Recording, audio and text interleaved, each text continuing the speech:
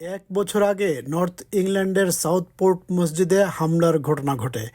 2024 সালের অগাস্ট মাসে সাউথপোর্টের একটি নাচের ক্লাসে 3 কিশোরীকে হত্যার ঘটনাকে কেন্দ্র করে ভুল তথ্য ও মাইগ্রেন্ট বিরোধী ঘৃণার ইন্ধনে সাউথপোর্ট সহ দেশের বিভিন্ন স্থানে দাঙ্গা ছড়িয়ে পড়ে। It got very ugly very quickly. Missiles thrown at the mosque, shouting, screaming, abuse. সামাজিক যোগাযোগ মাধ্যমে মিথ্যা প্রচার করা হয় খুনি 2023 সালে একটি ডিঙি নৌকায় করে ব্রিটেনে এসেছিলেন। কেউ কেউ দাবি করেন খুনি একজন মুসলিম, এমনকি একটি ভুয়া নামও ছড়িয়ে পড়ে।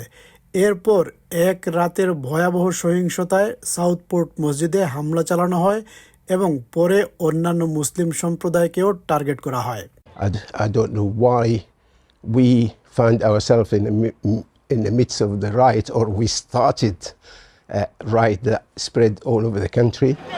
হার্টলিপুল, ডার্লিংটন ও মিডলসব্রোতে কয়েকদিন ধরে সহিংসতা চলে। মিডলসব্রোতে প্রায় 1000 মানুষ ইমিগ্রেশন বিরোধী বিক্ষোভে অংশ নেন।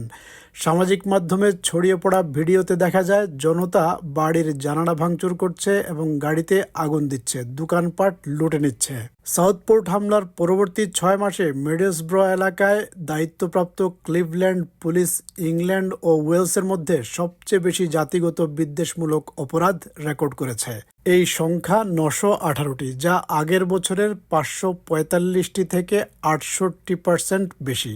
অ্যান্টি হেট সংস্থা মিডিয়া কালচারের প্রতিষ্ঠাতা আমজিদ হাজির বলেন, গত 5 থেকে 10 বছরে মিডলসব্রো ও আশেপাশে বর্ণবাদ চোখে পড়ার মতো বেড়েছে। I can hand on heart say over the last 5 to 10 years, racism has palpably grown in the Teesside area. গত মে মাসে লিভারপুলের একটি ফুটবল প্যারেডে গাড়ি চালিয়ে ভিড়ের মধ্যে ঢুকে পড়ার ঘটনায় সামাজিক মাধ্যমে তড়িঘড়ি গুজব ছড়িয়ে পড়ে। অভিযোগ করা হয় হামলাকারী একজন মুসলিম। এতে করে মিডলসব্রোর মুসলিম সম্প্রদায় প্রতিশোধের ভয়ে উদ্বিগ্ন হয়ে পড়ে। তবে এই ঘটনায় পুলিশ দ্রুত জানিয়ে দেয় অভিযুক্ত একজন শ্বেতাঙ্গ ব্রিটিশ নাগরিক, যা মুসলিম সম্প্রদায়ের মধ্যে স্বস্তি এনে দেয়। You see what's going on, be careful where you go. You're reiterating to them that this might be a time just to sort of stay at home until things settle down, until we know more. We now know a 53-year-old white British man has been arrested.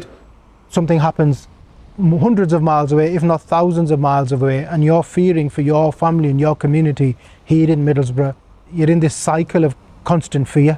বিবিসির প্রাপ্ত তথ্য অনুযায়ী 1 August 2024 থেকে 31 জানুয়ারি 2025 পর্যন্ত ইংল্যান্ডের উত্তর পূর্ব অঞ্চলে 2757টি জাতিগত ও ধর্মীয় বিদ্বেষমূলক অপরাধ রেকর্ড করা হয়েছে, যা আগের বছরের একই সময়ের তুলনায় 34% বেশি। সারা দেশে এই সময়ে একই ধরনের অপরাধের বৃদ্ধি ছিল 1%-এরও কম।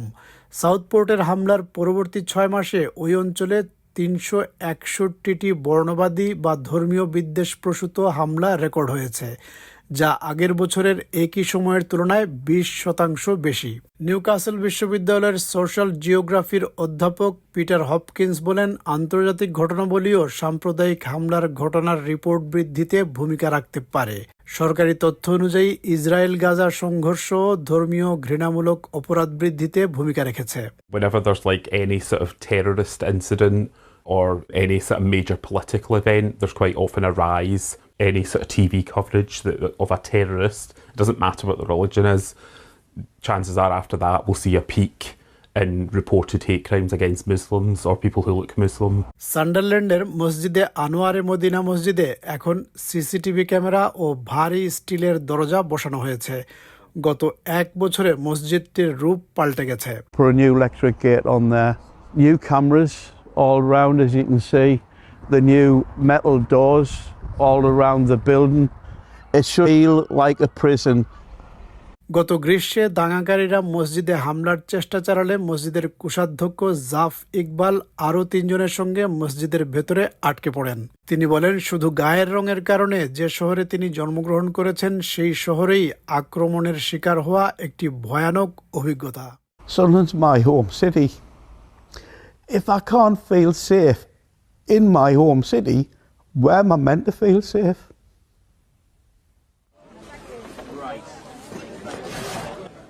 The true picture of Sunderland was painted the very next morning when the people were out on the streets cleaning up after the riots, cleaning up the broken glass, cleaning up the looted shops.